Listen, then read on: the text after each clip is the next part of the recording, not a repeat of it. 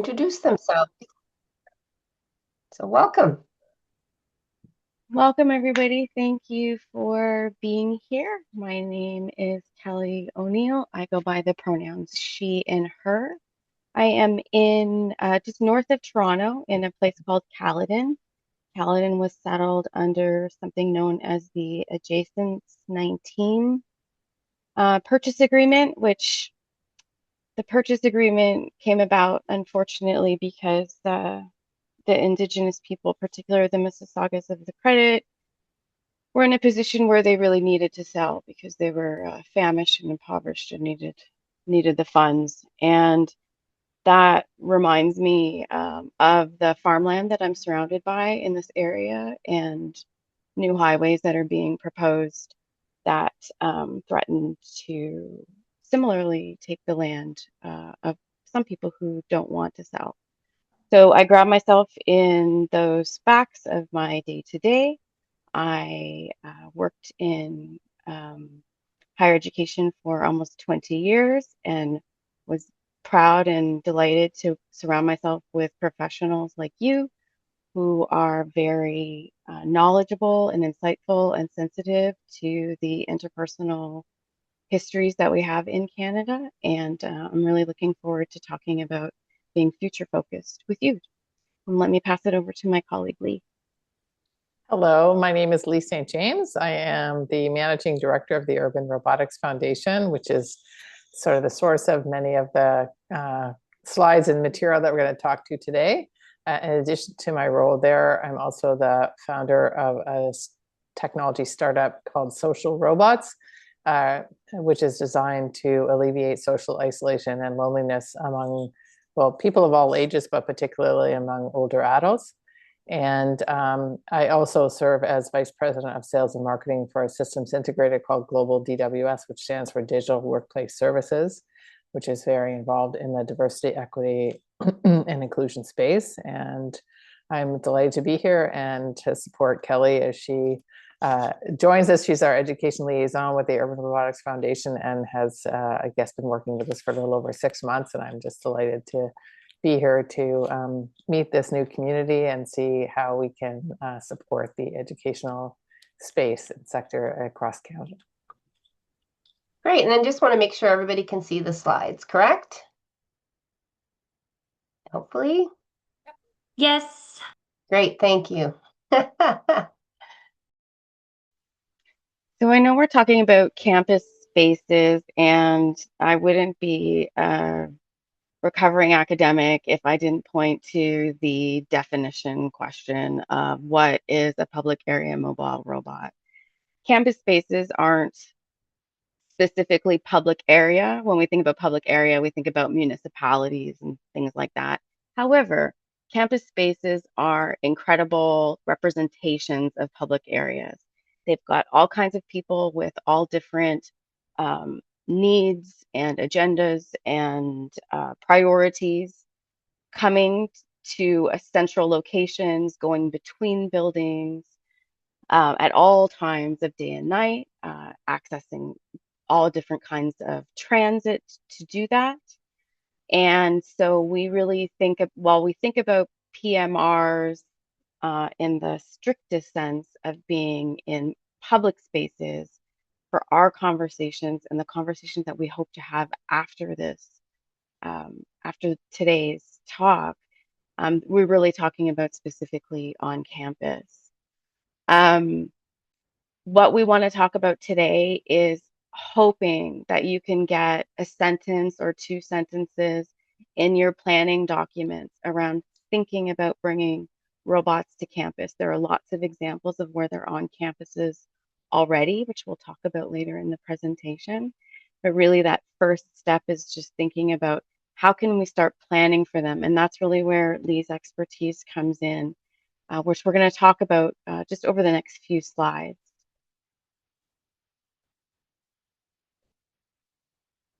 The idea, we're going to talk for about 20 minutes today, and please feel free to jump in, ask any questions, use the chat. I know Jennifer's going to be monitoring it to help us as well. How do we use public area mobile robots, PMRs, now? how can they maybe work with addressing some of the challenges that you folks have? And again, as I said, trying to create some community around this. I'm wondering, before we go to the next slide, if you don't mind putting in the chat, there are only a few of you here. What portfolios do you have? What areas of campus are you working in? Is it in student leadership development, for example? Are you working with residence life? Are you working in counseling or supporting positions? That could help. And if you don't feel safe to put that in the chat, that's okay too. Please feel free to let us know as we continue with the conversation. And let's go to the next slide if you don't mind, please. So the session agenda, what is the PMR? We're going to talk about that and show you some examples. And then following that, specifically robots on campus, then the business case. And the business case is the business case that we're hoping that you can help to develop for your campus. What is so important about student life professionals is they are a part of every element of the student experience and the academic enterprise. They aren't always well represented, in my experience, across the conversations that are happening. And what I see with campus robotics is campus professionals that are working with student affairs really have the opportunity to be the catalyst for those discussions because their work has that human component to it. Where we fear bringing robots to campus, we fear that replacement or that sort of coldness. You have the relationships with the students, and the students can help drive the agenda for what is helping and what is just novel, or what directions maybe your campus doesn't want to go. And so that's why we're really excited to be able to present at today's conference because it is student oriented. And finally, we'll leave with a couple of tips for developing a planning roadmap for deployment of PMRs on your campus. So let's go to the first section. Thank you. Lee, can I ask you to talk about this? The next couple slides are really your area of expertise, and you've got some, I think you've got a great way of presenting it. Thank you. Absolutely. So public area mobile robot, for the first thing you want to do is we're not talking about drones. We're really talking about things that are mobile, but that they're on the ground. They can be teleoperated or automated. The key differential between a public area mobile robot and other types of robotic devices are that there's no human operator within sight. They are operating in public spaces, either indoors or outdoors, where pedestrians and other people, pets, have rights of way. So footways, bikeways, shoulders of the road, crosswalks, parking lots, airports, shopping malls, and the like. The key thing is that robots have been used for many, many decades in industrial and manufacturing settings now, but not around bystanders. So the thing is that for the most part, people are confronting these technologies without having any training whatsoever, no protection per se, and not necessarily even any, they're not necessarily paying attention if they're looking down at their phone, or the robot comes across them and they turn suddenly and they don't know what to expect. So that's kind of why we categorize it this way. So they're a subset of mobile robots defined by how and where they're being used. And delivery robots, so those are the ones that you may see more on campus than others. So if we're delivering fast food and things like that, are a subset of public area mobile robots. But the use cases, as we'll talk about, are much more broad than just delivery. And the next time you enter, Jennifer, there'll be on the right-hand side, we'll talk about some of those use cases for public area mobile robots. So there you go. So they can be used for an asset inspection. For this case would be things like if you're responsible for building security on campus or things like that. Autonomous wheelchairs that are used in airports and shopping malls and the like are considered a public area mobile robot, hospitals as well. Robots that can help people who have visual impairment. There are robots that are out there now for doing electric vehicle charging. The floor cleaning robots, you've probably seen those in shopping malls and airports. Parking management, follow me robots, the whole list. And then the area in terms of municipalities is, although I guess this also applies to sort of your facilities management for universities, would be related to maintenance, picking up garbage, sweeping, mowing, and then salting or de-icing the sidewalks, and in some cases also pushing snow aside.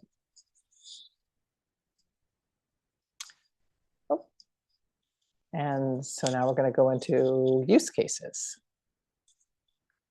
Kelly, do you want to go back to this one now, or?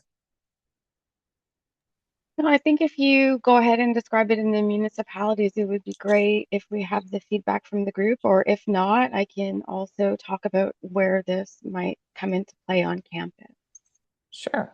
Yeah. So I'll just quickly scan through these, Jennifer, because I know that we're on a bit of a time horizon here. So these are some examples of public area mobile robots. So goods on the crosswalks and pathways. That this is the one on the left is very, very similar to what you would see in a university campus.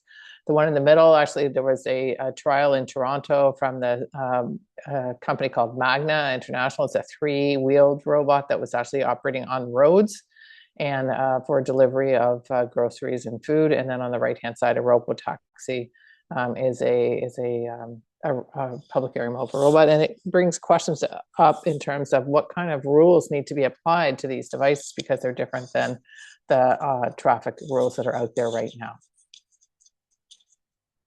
And then the next slide is around lawn mowing. The one in the middle is for lawn mowing. Or sorry, the one on the left is for lawn mowing. The one in the middle is actually a security robot. Very hard to break that one because there's nothing really that could be vandalized on that one. And then public buildings are for visitor safety. The one you can see is very tall and it's got some little eyes on top. It's actually doing a whole survey of the grocery store. Again, we're looking at how safe are they? Do they need to be, there need to be different safety rules for different types of use cases or not? Very complex sort of future that we're walking into, and we want to make sure that we're as prepared as possible when the time comes. In terms of garbage collection and floor maintenance, you see in the very left corner of the picture on the left, you see a big green truck. And that's sort of a typical sort of garbage truck or facility maintenance truck that you might see. And the question that always comes up is, how can these devices be used to improve our carbon footprint? So do you really need a 4-ton truck traveling around carrying a person who's going to be sweeping around and picking up little bits of garbage? Are there other ways that you can keep the sidewalks clean or maintain aspects of your operation? The one on the upper right is a sidewalk sweeper out of Europe, and then the one on the bottom is a floor cleaner in a shopping mall. This robotic company is actually out of Denmark. They have a particular regulation around picking up cigarette butts, so that's kind of an interesting device. They call that one Buddy, B-U-T-T-Y. And then the one on the right, the red circles there are related to the spraying de-icing salt on the sidewalk. So after a small human-driven snowplow has gone through, the robot comes along behind it to do the de-icing. So that's kind of an interesting application in, again, a northern climate that you may find yourself looking at. How can you do a better job at de-icing sidewalks and things like that? And this is a double, if you can hit this one again for me. The lawn mowing robots are actually being used quite regularly. But yeah, on the picture that just came in on the left, you see that it's fine if there's no people around, but what happens when there are a bunch of kids playing in that field? And is the human operator, there's typically one human operator for every 3 large commercial robots. Is he close enough to address safety issues if those kids decide that they want to get too close? So there's issues again that need to be addressed before these are in full deployment mode. And this is a fascinating project. The fact that it was actually started in 2006, almost 20 years ago now. This is, again, it's a European example. They got a research project to do this. And it gathered not just collecting trash, so people like where, trucks, it's sort of very narrow streets where garbage trucks, wouldn't necessarily be the best way to go. People would bring their garbage and put it in the robot. It can actually then use onboard sensors to monitor pollutants such as nitrogen oxide and sulfur oxide, which I just thought was a fabulous, interesting exercise. But we don't know what happened to this one. This actually was reported in Wired magazine in 2009, but it does not appear to be in use anywhere. So that is one of the challenges with these new technologies. So maybe a great idea that just needs to be revisited or redeveloped now that there's newer technologies available. Crosswalk safety is a huge issue in most cities and possibly in some of your campuses as well. And so that's IPACS or IP. I don't even want to try to pronounce that one. Sorry. Has been tested, and there are a number of different form factors. We actually have a blog post on our website about crosswalk robots that we think are really, really exciting opportunity. And yeah, security, I showed a picture of this one earlier, and then the one in the middle is also a security robot used for airports and outdoor parks and things like that. So it's got cameras all around the top, taking 360-degree camera angles. And then on the one on the right is being used in Asia. Again, I've got a blog post on that about improving safety and security and surveillance. And the last one, I think there's one more. If I'm not, oh, there we go. And so now we're back to robots on campus. Over to you, Kelly.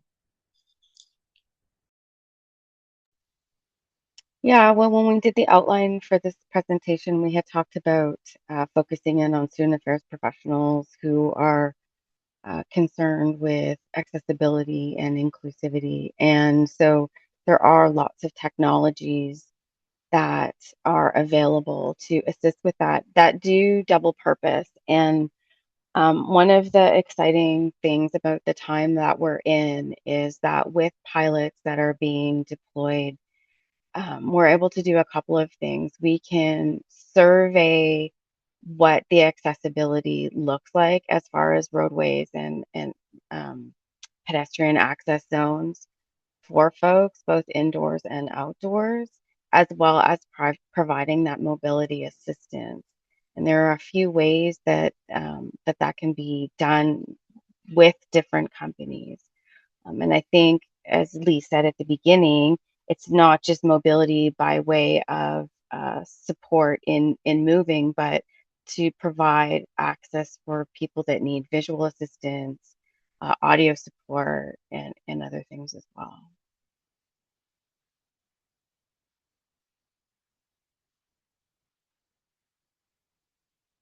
Lee, do you want to speak to the infrastructure mapping that's going on? Because I think that map is on the next slide as well. Sure. Yeah, so one of the challenges with these technologies, because they are ground-based, obviously, is how accessible the pathways are for them to be able to move. And the same challenges that the technology companies are facing with the robots are faced by people in wheelchairs and who have mobility challenges. So our assertion is that by developing technology so that you can actually map out the infrastructure and the pathways that are safe and appropriate for PMRs, you'll be doing the same, it will deliver the same benefit for people who have accessibility requirements. So it's kind of one of those foundational pieces that we think is really critical.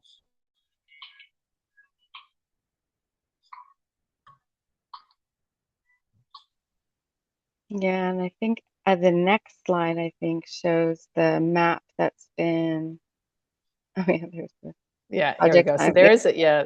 Yeah, so this is just an example of some wheelchair robots that are in use. Globally, CyberWorks Robotics is one of our members, and they have adapted a Bosch platform, a robotics platform for their devices. And then the one on the left is from a Japanese company called Wheel, WHILL. But you can go to the next one. Yeah, it's really the whole point for me is that there's a free online crowdsourcing tool that allows users to label sidewalk infrastructure and identify accessibility barriers. I'm not sure, it's with the University of Washington. I'm not sure if it also applies to private properties, but I'm not sure why it wouldn't. So I wanted to make you aware of that. And then the next slide is, I believe, yeah, from Australia. And so again, there's a company called Briometrics that we work with that basically is creating these mobility maps, color-coded maps that people can contribute to as well, to help them map out their path or their journey in a way that will, not end up with them being sort of stuck somewhere. And so again, this same foundational piece of digital support can also be used to effectively ensure that any kind of robot deployments can go from where they're starting their journey to where they need to get to.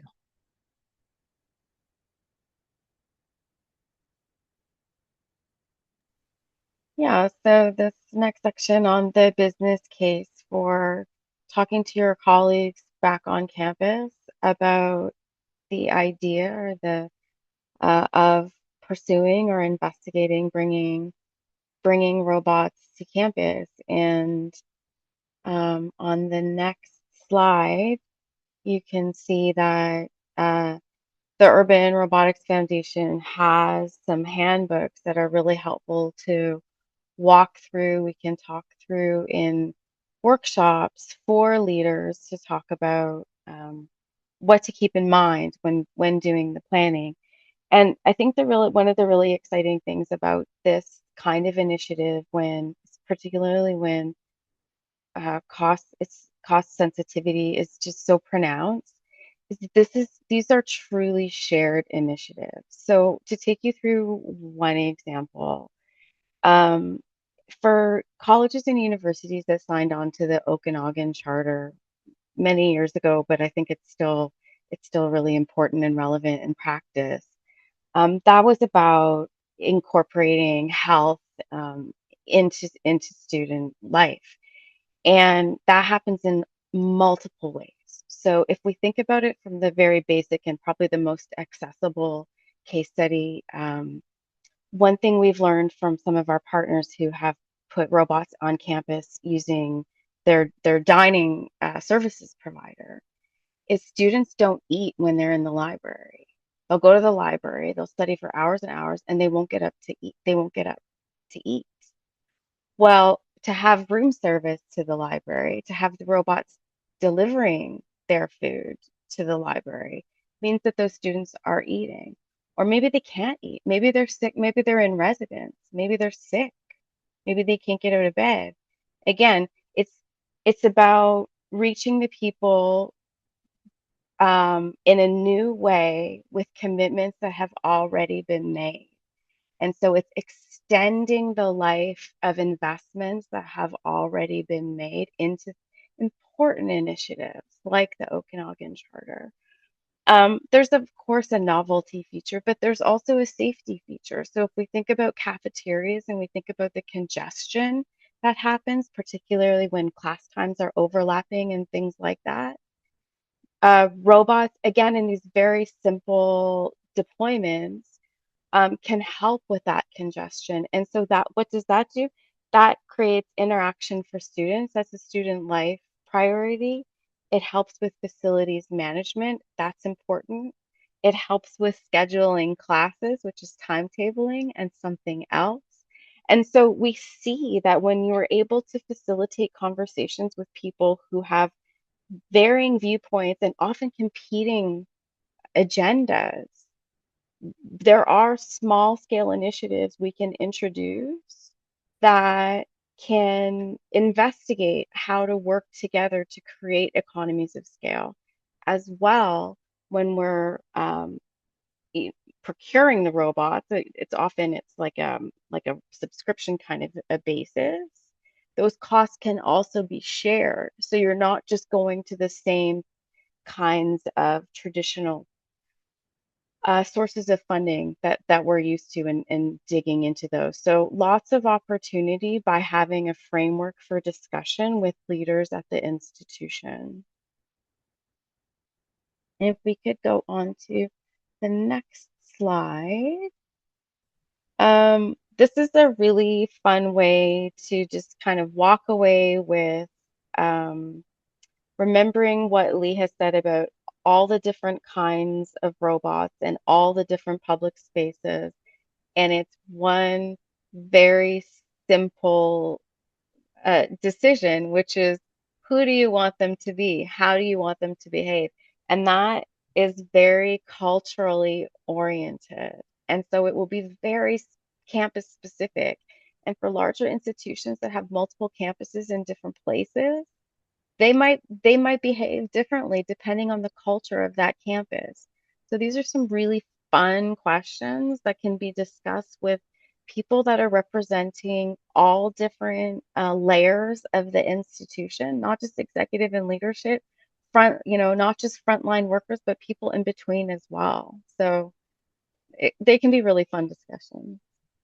It's really interesting because I never really considered the like because I had a friend who was at a hotel in Korea and their room service came via a robot, which I was really fascinated because I was like, that totally makes so much sense. I mean, obviously there's the human side of like job loss and all that kind of stuff, but thinking about the security and the accessibility aspects, I think is really interesting in terms of how um, even when we look at accessibility from a broad lens in terms of um, what we used to do for students who had learning disabilities, for example, we would employ or ask for volunteer note takers to sit in the class, and now we have technology that does that in a much more discreet in some ways more accurate, more reliable way. I just remember like having note takers not show up, like, or different things happening. And now we have the technology to kind of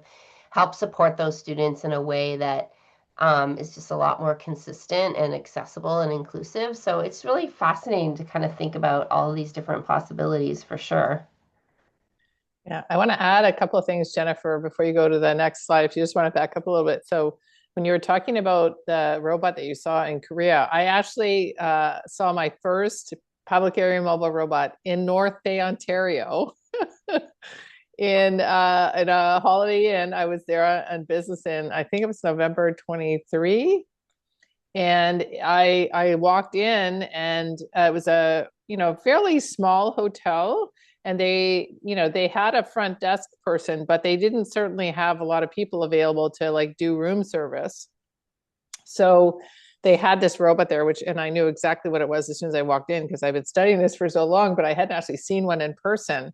And I said, "Oh, I have to order." And she's like, "Oh, you don't have to buy anything." I'm like, "Oh, but I want to." Like, I'm so excited. So I went up to my room and I ordered like a snack to have it delivered up to my room from their little snack counter thing. And I just thought it was fascinating because there was not a question of like taking somebody's job, because it would have just been taking somebody away from the front desk if they had to come up to my room to get it. And I Right. wouldn't have wanted to like bother them to like do that. I would have, come down myself if, again, but I think it provides more accessibility and equity to be able to have this technology available. And it is available now, in North America. You don't have to go to Korea to see them. So I just thought I wanted to put that in. Oh yeah, now Yeah. that you mention it, Lee, I remember being in a hotel in New York City, and it was this kind of funky hotel that had a lot of features like that, like kind of self check-in online, whatever. They also had like your luggage check-in was all kind of automated. Like Yeah. instead of giving it to the guy and the guy gives you the ticket and then puts it in a room that's not actually locked, it was this automatic thing where you checked your like if you were going out for the day and you had checked out of your yeah. So now that when you start to think about it, you do think of different ways in which things have been automated in that way. Yeah. Yeah. I can just quickly cover this one as well. So part of the work of the Urban Robotics Foundation is to draft the new international standard. It's called ISO 4448. Part one is already published. It's a multi-year project, and there are 16 parts in total. They're organized into 4 clusters. The illustration that Kelly had previously about the different types of behaviors is from part 7. And so there's all kinds of work being done around sort of the definitions, the deployment behaviors for the robots, but then also what's the operational design domain, how should they be conducted in their environment, and then a number of aspects around safety, reliability, and then those wheelchair or personal assistant public area mobile robots. And universal accessibility is central to the whole standard. So rather than sort of having this big, sort of be like a Wild West, like everybody gets to do what they want to do, we're trying to standardize this globally. So URF is a global organization, and we have members all across the globe working on different things. So our executive director, Bern Grush, is the global lead for writing this standard, and it will be central to the safety and deployment of these over time. There it is. Kelly, do you want me to continue, or do you want to take this one? Yeah. Yeah, please. Yeah. So basically what we're saying is, these new technologies obviously bring some risk with them, and risk mitigation is the key to success. So without standards, we don't believe there will be an industry. There'll be lots of pilot projects. There'll be lots of people doing their own thing, like that beautiful dust spot example from 2006, but it won't be able to be standardized. Companies won't be able to scale if they don't have standards that they can, be able to produce enough of these to scale them across the globe. So standards create industries. We offer guidebooks to encourage best practices for their deployment. And then municipalities, not just at the city level, but provincial and federal, will be involved over time around regulations. And we actually are working on a regulatory guidebook as well to help those different levels of government understand the different aspects of deployment and what needs to be moderated or regulated, I guess. But at this point, there are no regulations required for university campus deployment because it's private property. So it's really, the regulations would only apply when the robots are being used in public spaces, like where, that are publicly owned, I guess. Which is great because it allows for modeling of the regulations and risk mitigation for your executive and your leadership when they're looking to adopt it, but also that adaptability where that sort of thing is required. So it's actually a really great situation to be in.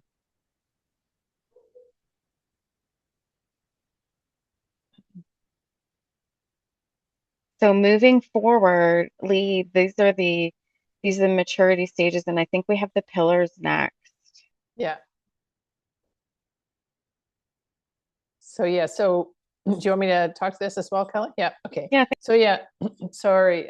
So basically what we're saying is we have a framework with 6 pillars of deployment for moving forward with these public area mobile robots. So bringing in any new technology, obviously the maturity matrix that Kelly, Jennifer just presented in the last slide is something that hopefully is familiar to you, but this is really our way of bridging the two to be able to say you don't need to cover all 6 pillars all at once when you're just in a discovery phase, but you will need to address these 6 pillars over time. And the next slide is really showing sort of that, maybe different slide than I was expecting. Sorry. Is there one more or no? It may have, no. Okay, let's just go. If you just go back to that readiness one. Sorry, I'll just hand that back to Kelly. So so in terms of the governance frameworks, that's something that the Urban Robotics Foundation can help you with. And then I guess there are 3 other elements that we're recommending that you take on. So Kelly, do you want to speak to those 3, the other ones after the governance framework? Yeah.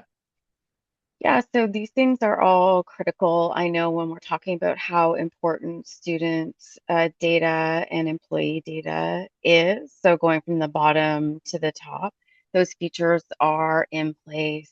And of course, working with your senior business officers, as well as your chief information officers and CTOs.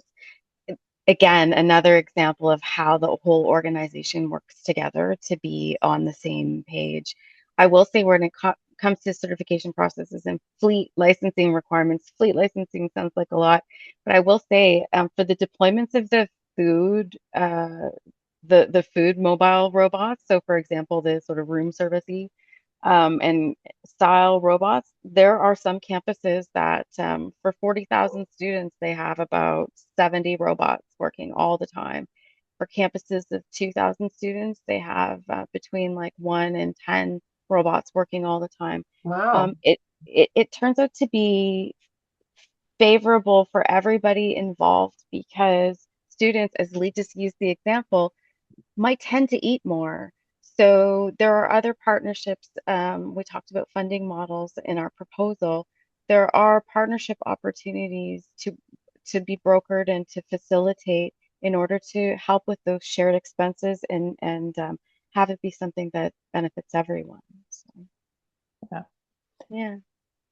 I can speak to that one. So Starship is a company that publicly has announced that they have over 50 US campuses. Their robots operating on 50 US campuses. And Kelly recently had some conversations with our partners there.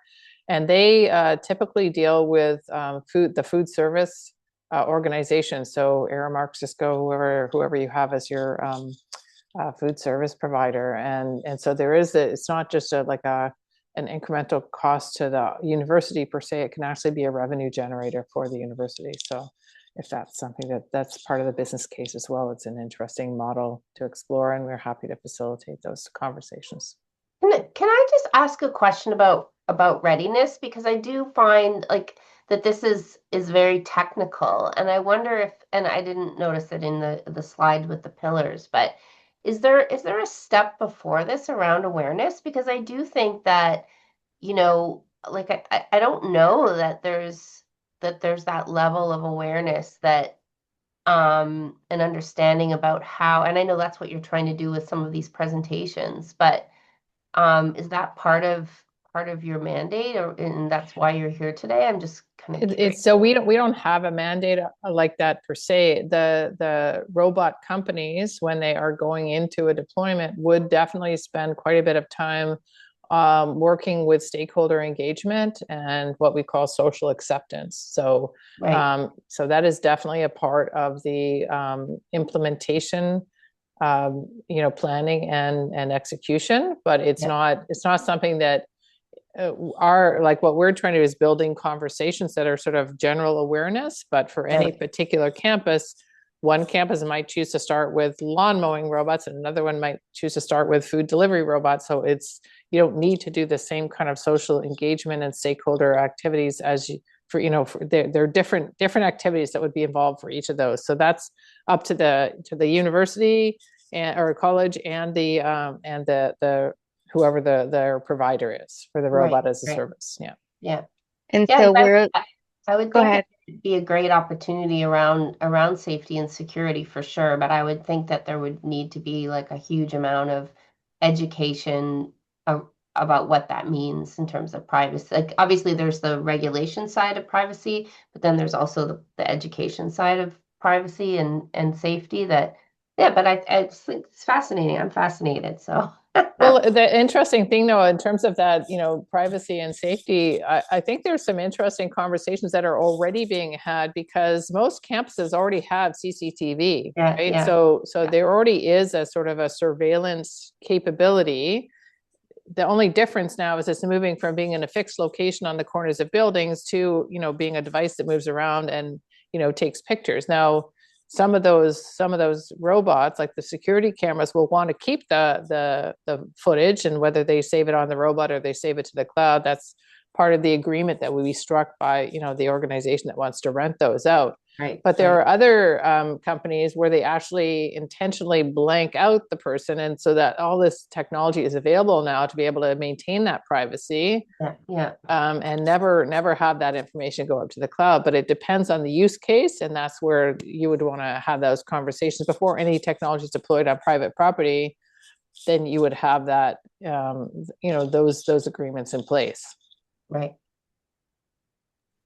Yeah, and I guess in wrapping up, that's exactly who we are aiming to be and how we're aiming to help campuses is to facilitate those conversations to help pull out the threads that are significant to the groups that are discussing it. And we don't promote any particular company over another. We look to we're about safety and regulations and planning as early as possible because when we are late to the game, we make quick choices that often work against us. So So yeah, that's why we encourage folks to organize a workshop, connect to us through our network, and we'd love to continue to work with Caucus to help build community around this initiative.